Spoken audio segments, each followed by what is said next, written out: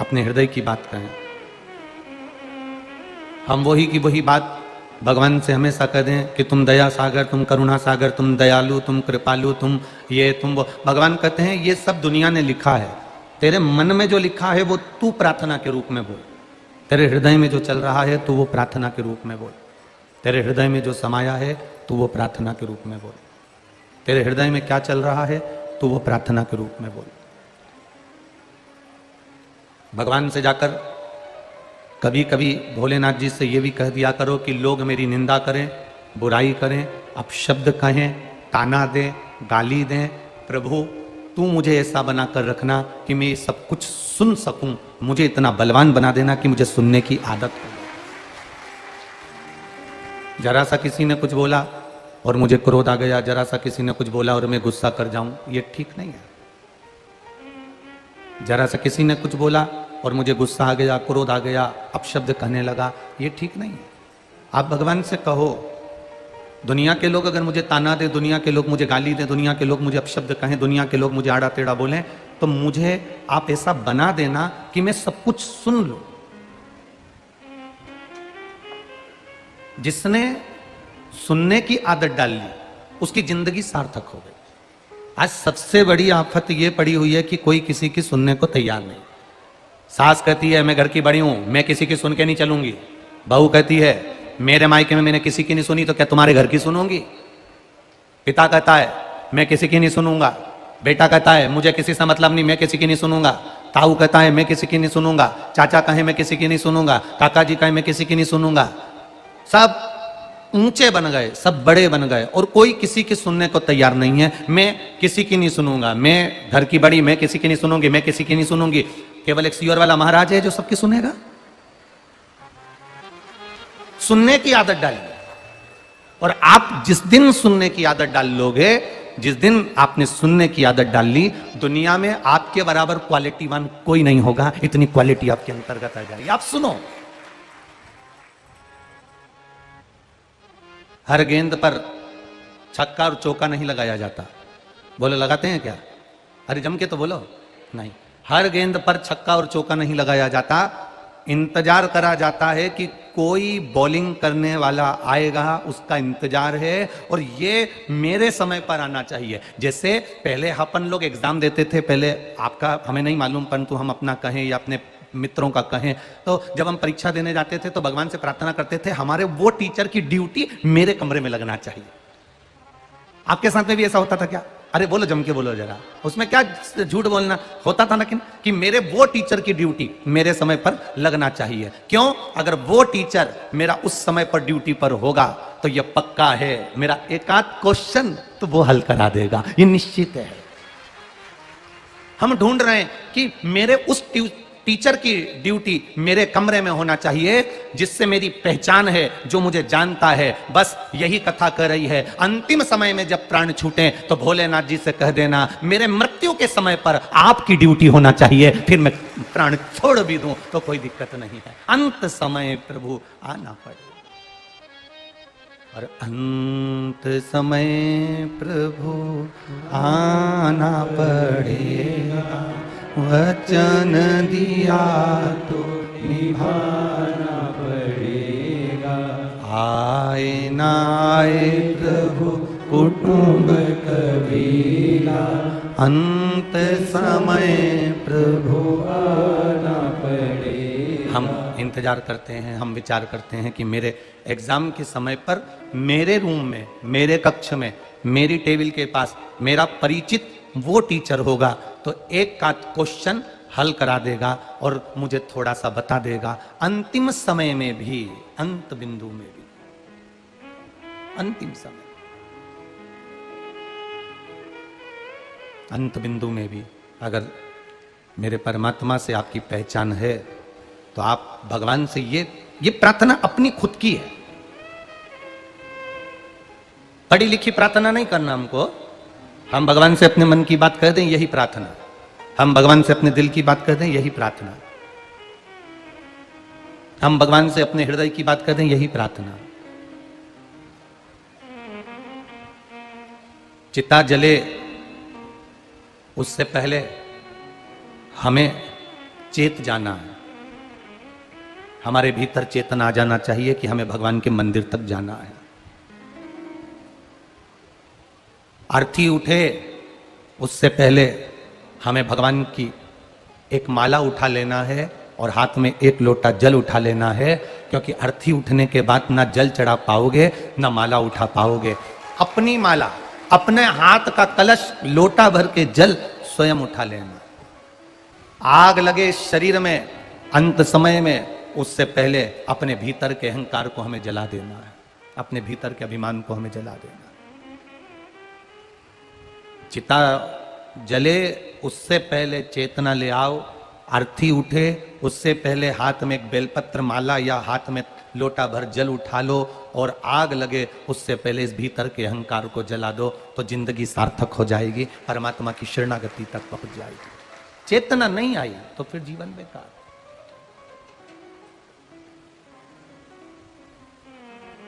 मैंने तेरे ही भरोसे बाबा, तेरे ही भरोसे हवा बिच उड़ती जावांगी बाबा, डोर हर तो छड़ी नामे कटी जावांगी। भोले मैं तेरी पतंग, शंभू मैं तेरी पतंग। चिता जले उससे पहले चेतना है, अर्थी उठे उससे पहले हाथ में माला उठा लाए, आग लगे शरीर में उससे पहले अहंकार जल जाए तो ठीक है। एक पत्र किसी ने लिखा था, देखिए,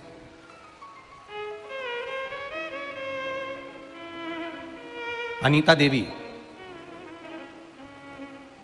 इनका घर है परसोनी, बारा जिला, नेपाल। कहीं बैठी हैं? कहीं बैठी हो तो हाथ हिलाइएगा। दिख गई? कहाँ बैठी हैं? अच्छा पीछे। अच्छा अच्छा, ठीक ठीक है, ऐसा हाथ हिला दो बहन। श्री शिवाय नमस्तुभ्यम। हाँ दिख गए हो, बिल्कुल आखिरी में, ठीक है। परसोनी, बारा जिला, नेपाल से हूँ गुरुजी। मेरा मोबाइल नंबर ये है। मेरा नाम अनीता देवी है। मैं बीरगंज के पास वाले गांव परसोनी से हूँ। मेरी बेटी का नाम पल्लवी गुप्ता है। मेरी बेटी का एग्ज़ाम मेडिकल एग्जामिनेशन कमीशन के हिसाब से चिकित्सा शिक्षा आयोग नेपाल द्वारा लिया गया था। मैंने उस वक्त पशुपतिनाथ का व्रत किया मेरी बेटी के पास होने के लिए। मेरा एक व्रत टूट गया और बेटी जो एग्ज़ाम दे रही थी उसने भी एग्ज़ाम दिया पर पास नहीं हो पाई। कोई गलती हो गई होगी, व्रत पूरा भी नहीं हुआ और बेटी 2000 पास नहीं हो पाई। तब मेरी बेटी ने एक ही एग्जाम उस समय पर दिया था, केवल मेडिकल का। ये जो मेडिकल का एग्जाम था गुरुजी, ये साल में एक बार दिया जाता है, जो मेरी बेटी ने दिया और पास नहीं हुई। गुरुदेव, हमने फिर 2023 में जनवरी महीने में पशुपतिनाथ का व्रत करना प्रारंभ करा और बेटी से भी इस व्रत के बारे में वर्णन किया और उससे भी करवाया। अब की बार मेरी बेटी ने कहा, तुम कहती हो कि महादेव सुनते हैं तो मैं 3 एग्जाम एक साथ दूंगी, अगर महादेव कृपा करें और तीनों एग्जाम में पास करें तो मैं मानूं कि कोई डोलेश्वर महादेव और कुबेरेश्वर महादेव है, तो मैं मानूं। और बेटी ने MBBS का एक एग्जाम, BDS का एक एग्जाम और फार्मेसी का तीसरा एग्जाम, ये 3 एग्जाम मेरी बेटी ने एक साथ दिए। 8 मार्च को, 8 तारीख को, 9 तारीख को और 11 तारीख को मेरी बेटी ने ये तीनों एग्जाम दिए। पहले मेरी बेटी MBBS के एग्जाम में पास नहीं हुई थी, अब की बार उसने 3 एग्जाम साथ दिए और बेलपत्री और शहद का प्रयोग कर कर विद्या अध्ययन में लग गई। और भगवान भोलेनाथ का मैं क्या वर्णन करूं गुरुदेव, मेरी बेटी जो 3 एग्जाम दी थी तीनों एग्जाम में पास हो गई। इसलिए मैं बाबा को यहां प्रणाम करने आया। ये शिव तत्व है। बैठिए बहन, हर हर महादेव, बैठिए। ये शिव तत्व है, ये ओघड़ी है। हमें लगता है क्या भगवान हमारी सुनता है? हमें लगता है क्या भगवान हमारी सुनता है? और शिव महापुराण की कथा कहती है, आप दिल से उसको पुकारो, आप दिल से उसको कहो, आप दिल से उससे निवेदन करो। अपने मन का जो भाव है, अपने हृदय का जो भाव है, भगवान को वो कहना।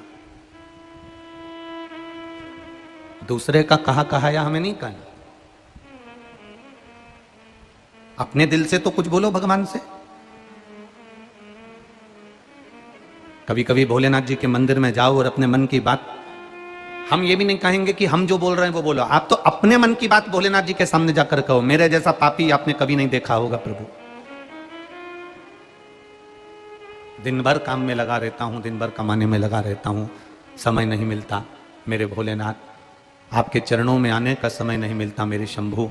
आप कृपा करेंगे तो ये सांसारिक जीव आपके चरणों में जरूर आएगा। आप करो शिव जी से प्रार्थना, अपने मन की बात आप देवाधिदेव महादेव से कहो, अपने हृदय की बात आप भोलेनाथ जी से कहो। जो कहोगे वही प्रार्थना है, जो आपने भगवान से कहा वही प्रार्थना, जो आप भगवान से बोलोगे वही प्रार्थना। हम वही रटी रटाई बात,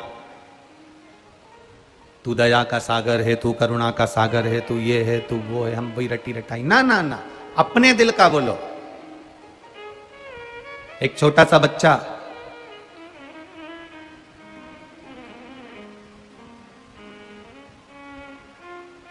अपनी मां से कहता है, मां एक छोटा सा कलश में जल दे दे, मैं भी शिव जी को चढ़ाने जाऊंगा। और शिव मंदिर में जब जल चढ़ाने के लिए गया, देखा उस छोटे से बच्चे ने कि बहुत सारा कीचड़ हो रहा था या आसपास में बहुत पानी हो रहा था। बच्चे ने अपना शर्ट उतारा, आसपास पोछा लगाकर, जो लोटे का जल था वो महादेव को ना चढ़ाकर, शर्ट को धोकर वापिस पहनकर घर आ गया। माँ ने पूछा, तेरा कपड़ा गीला क्यों हो रहा है? तू महादेव को जल चढ़ाने गया था। माँ, बहुत कचरा हो रहा था, मैंने सफाई कर दी ना, इसलिए मेरा शर्ट गंदा हो गया। भाव देखिए बच्चे का। अगर आज उस बच्चे ने शंकर के मंदिर के निर्माल्य को उठाकर एक और रखा, सफाई करी, तो ये निश्चित है उसके भी जीवन की राहें मेरा भोलेनाथ साफ कर देता है। जो दिल से कर रहा, दिल से पुकार रहा।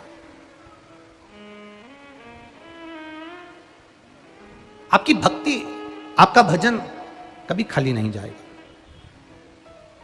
आप करो भगवान का भजन। शिव कथा कहती है,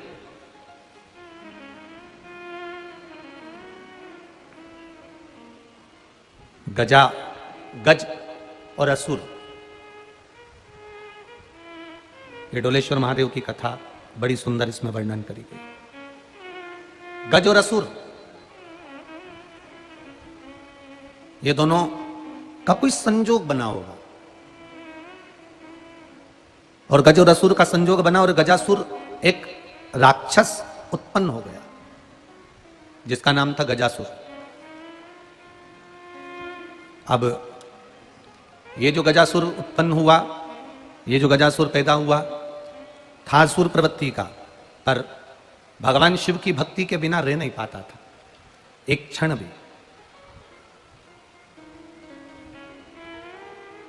एक क्षण भी भगवान शंकर की भक्ति के बिना नहीं रहता।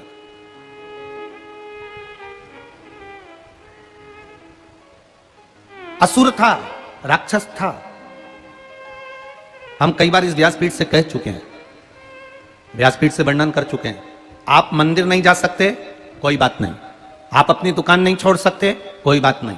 आप अपना घर नहीं छोड़ सकते, कोई बात नहीं।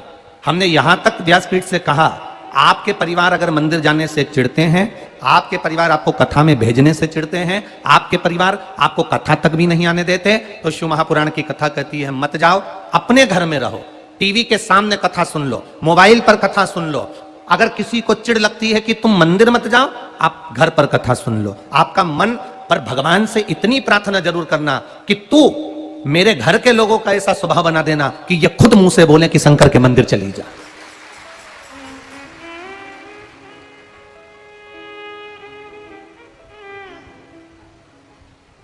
कई लोग कहते हैं हमसे कि गुरुजी हम मंदिर जाते हैं ना तो लोग आड़ा टेढ़ा बोलते हैं, कोई हंसता है, कोई अपशब्द कहता है, कोई कहते हैं सियोर वालों महाराज की चेली आ गई, कोई कहे कुछ बोले, कोई कुछ बोले, कोई कहे कुछ उपाय कर रही है, कोई कटोना कर रही, कोई कटोट का कर रही। अरे कहने वाला कुछ भी कहेगा, जो महादेव को नहीं छोड़ सकते वो तुम्हें छोड़ेंगे क्या?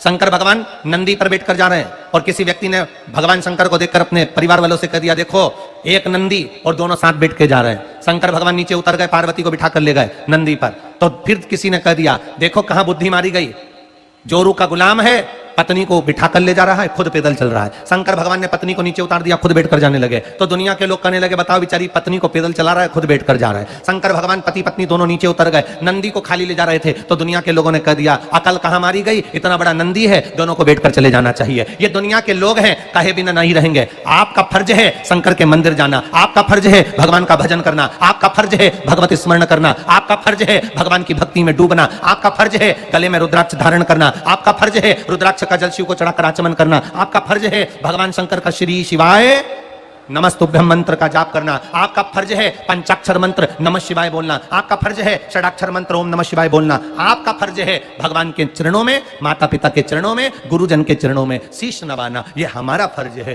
कोई कहे इस शीश को नवाने से होता क्या है? हमने कहा ये शीश जो है ना, इसमें अहंकार भी भरा होता है, अभिमान भी भरा होता है, ज्ञान भी भरा होता है, वैराग्य भी भरा होता है, सब कुछ इसी के अंदर भरा है। सोचने समझने की शक्ति भी इसी के अंदर भरी रहती है। इसको परमात्मा के चरणों में रोज झुका देना चाहिए। क्यों? हमारे अंदर अगर अहंकार भरा होगा तो भगवान के चरणों में गिर जाएगा और भगवान उसमें ज्ञान भरकर हमें अपने घर तक पहुंचा देगा।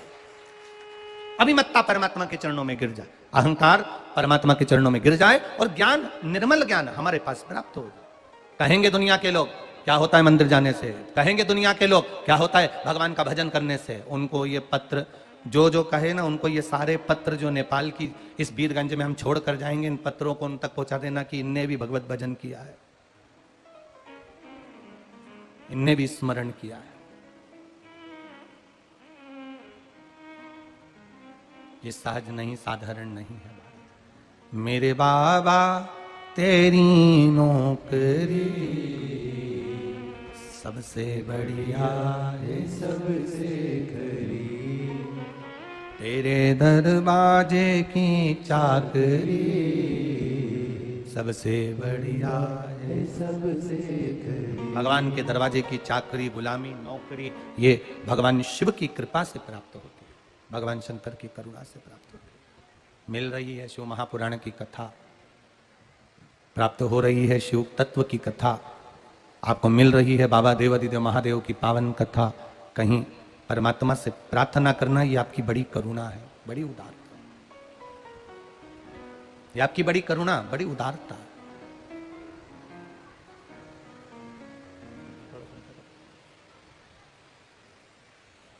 ये तेरी कृपा है, ये तेरी उदारता है, ये तेरी दया है। हमारी सामर्थ्यता नहीं कि हम कुछ कर सके। गजासुर, गज और असुर, ये दोनों मिले और एक असुर का निर्माण हो गया, एक राक्षस प्रकट हो गया जिसका नाम गजासुर है, जिसका नाम गजासुर, और बड़ा भयंकर है, बड़ा भयंकर। कल आपको कथा में कहा था, देवता हैं तो भी शिव की आराधना कर रहे हैं, अप्सरा हैं तो भी शिव की आराधना कर रहे हैं, भगवान की आराधना में लगे। गंधर्व हैं तो भी शिव की आराधना कर रहे हैं, भगवान शिव की आराधना में लगे। आपका तरीका क्या है भगवान को पाने का? एक असुर प्रवृत्ति में रहने वाला गजासुर, जो असुर है, राक्षस है, राक्षस प्रवृत्ति है उसकी, शरीर उसका मनुष्य का है, शीश उसका हाथी का है, गज का लगा हुआ है, वो गजासुर भगवान की भक्ति में रमा हुआ है असुर प्रवृत्ति का। इंद्र का लोक उसने अपना कर लिया, गरुण वरुण जितने भी लोक हैं सबको अपना बना लिया, बैकुंठ धाम तक पर उसने आक्रमण कर दिया, ब्रह्म लोक के ऊपर आक्रमण कर दिया उसने, संपूर्ण ब्रह्मांड को, संपूर्ण क्षेत्र को अपना बना लिया। पर भक्ति किसकी कर रहा है? तो कहा केवल एक देवादिदेव महादेव की कर रहा है, बैठा है शिव भक्ति में डूबा, डूबा।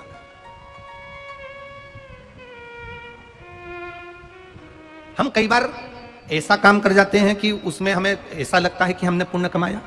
एक टीचर ने बच्चों से पूछा, एक बच्चे से पूछा, खड़े हो जी सर, तुमने कभी कोई पुण्य का कार्य किया है, जिंदगी में कोई अच्छा कार्य किया है?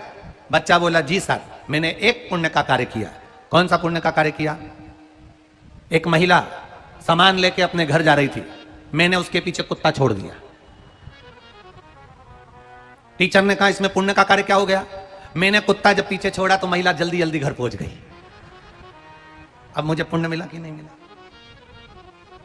टीचर ने माथा ठोक लिया, बताओ उसको कुत्ता काट देता तो ये कोई पुण्य है?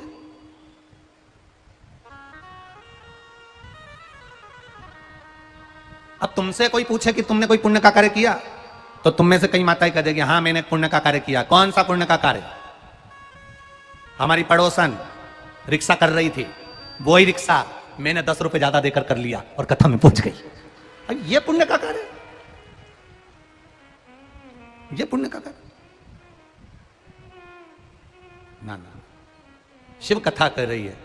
गजासुर ने सारा ब्रह्मांड अपना कर लिया था, सब कुछ अपना कर लिया था, पर शिव की भक्ति में ऐसा रम गया था गजासुर, ऐसा रम गया जैसे पार्वती जी ने शंकर भगवान की साधना करी, जैसे माता सती ने शिव जी की आराधना करी, जैसे माता उमा ने भगवान शिव की साधना करी, जैसे माता कात्यायनी ने भगवान शंकर की आराधना करी, जैसे मां चंद्रघंटा ने भगवान देवादिदेव महादेव की आराधना करी, जैसे माता उमा ने भगवान महेश की आराधना करी, ऐसी आराधना में गजासुर डूब गया। इनसे ज्यादा तप इस गजासुर ने करा था। जितना माता पार्वती जी ने तप नहीं करा, उससे दुगना तप गजासुर कर रहा है। एक राक्षस कर रहा है।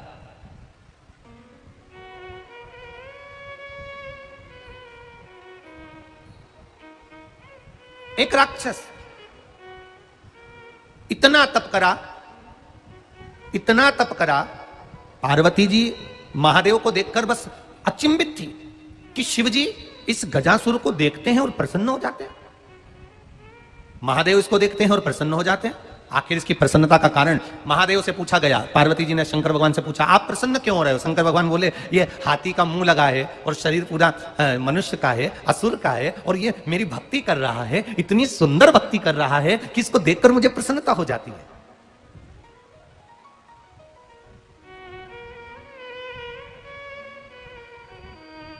उसको देखकर मुझे बड़ी प्रसन्नता होती है।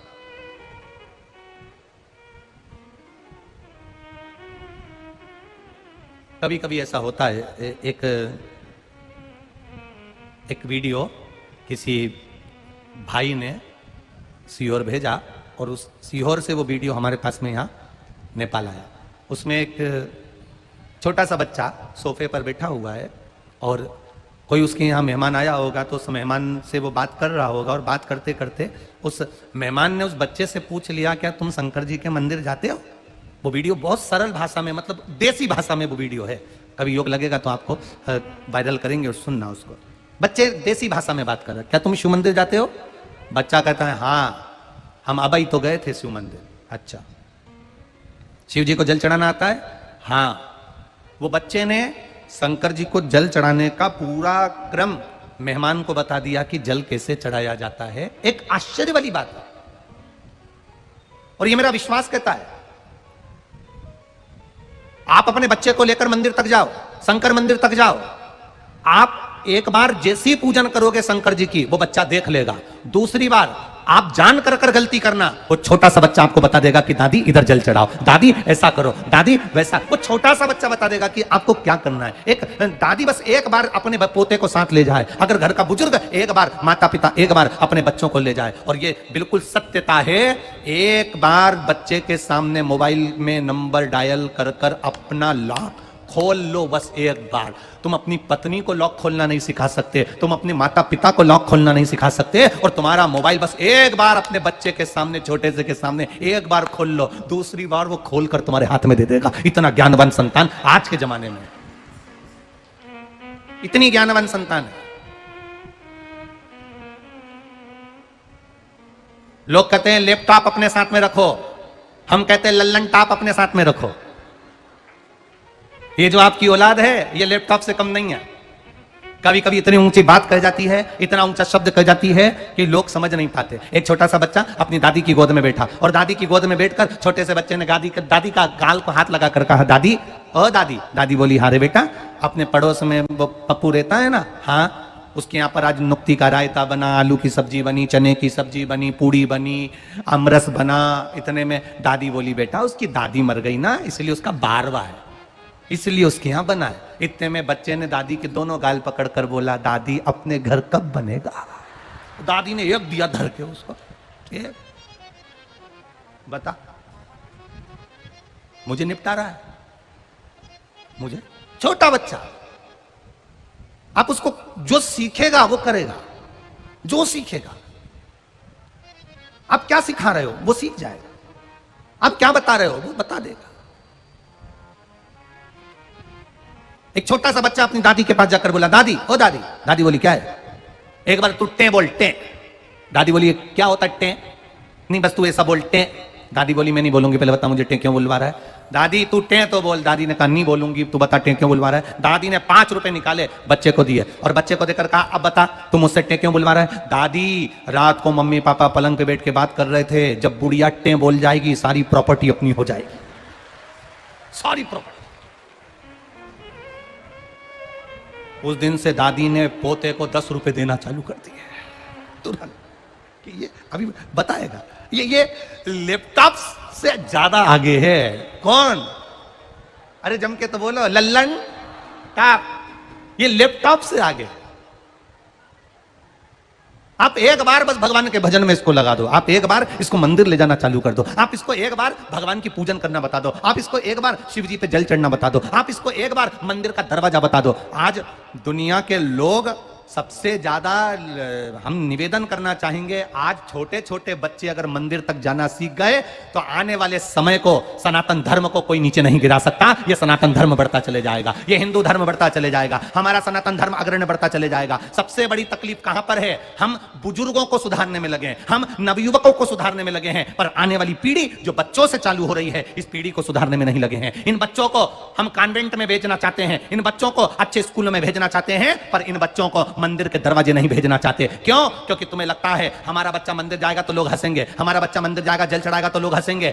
एक निवेदन है, केवल एक, अपना देश।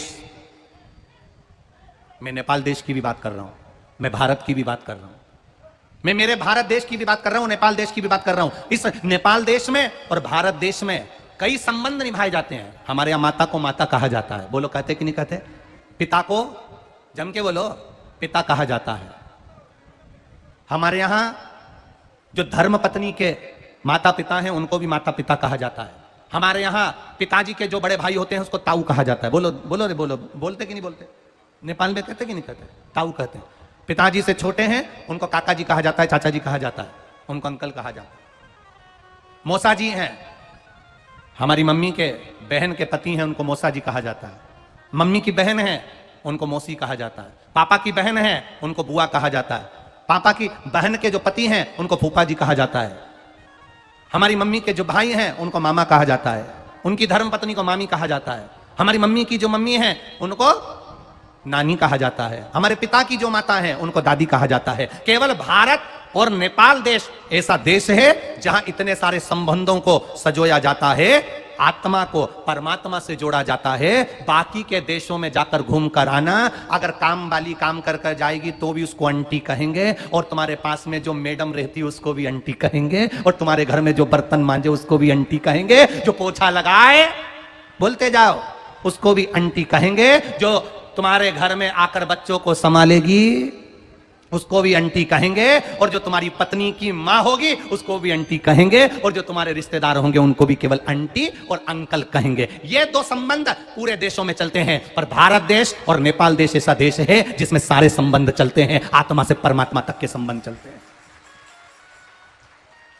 ये आंटी और अंकल का देश नहीं, ये माता पिता का देश है, आत्मा परमात्मा का देश है, बहन भाई का देश है, पति पत्नी का देश है, एक बहन बहन का, एक भाई भाई का देश है, एक गुरु और शिष्य का देश है, एक बड़े और छोटों का देश है। ये साधारण देश नहीं है, जहां पर आज भी सनातन धर्म जीवित है।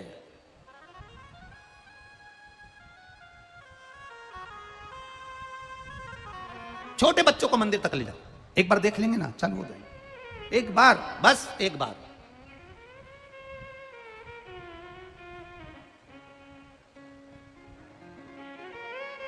स्कूल जाने से पहले उनके हाथ में एक छोटा सा पानी का लोटा देकर कहो शिव जी को चढ़ा कर आओ। जो आज बचपन में शंकर भगवान को जो घर के बच्चे जल चढ़ाना चालू कर देते हैं, उनके घर का बुजुर्ग, जिसके बच्चे मंदिर की सीढ़ी चढ़ना प्रारंभ कर देते हैं, उसके घर के बुजुर्ग कभी वृद्धाश्रम की सीढ़ी नहीं चढ़ते हैं, बच्चे उनको संभाल लेते हैं। हमने बच्चों को पढ़ाओ, डॉक्टर बनाओ, इंजीनियर बनाओ, कलेक्टर बनाओ, तुम्हारी मर्जी पड़े सीए बनाओ, तुम्हारी मर्जी पड़े बच्चों को जो बनाओ, पर शिव महापुराण की कथा कहती है सबसे पहले संस्कारित बनाओ। क्योंकि आज के जमाने में कोई 4-6 बच्चों को जन्म नहीं देता, घर में एक बेटा एक बेटी सबके हैं, और अगर वही बेटा बहुत वीआईपी हो जाएगा तो बुढ़ापे में पानी तुमको कौन पिलाएगा। इसलिए अपने बच्चों को संस्कार देकर चलना, तो बुढ़ापा थोड़ा सा सुधर जाएगा। नहीं तो इतना किसके लिए कर रहे हो जब घर का बेटा ही तुमको बुढ़ापे में पानी ना दे, अवस्था में जल ना दे, क्या मतलब का जीवन। डोलेश्वर महादेव की पंडित प्रदीप मिश्रा जो कहानी सुनाई है, जो कथा सुनाई है, वो अच्छी लगे तो चैनल को सब्सक्राइब करें।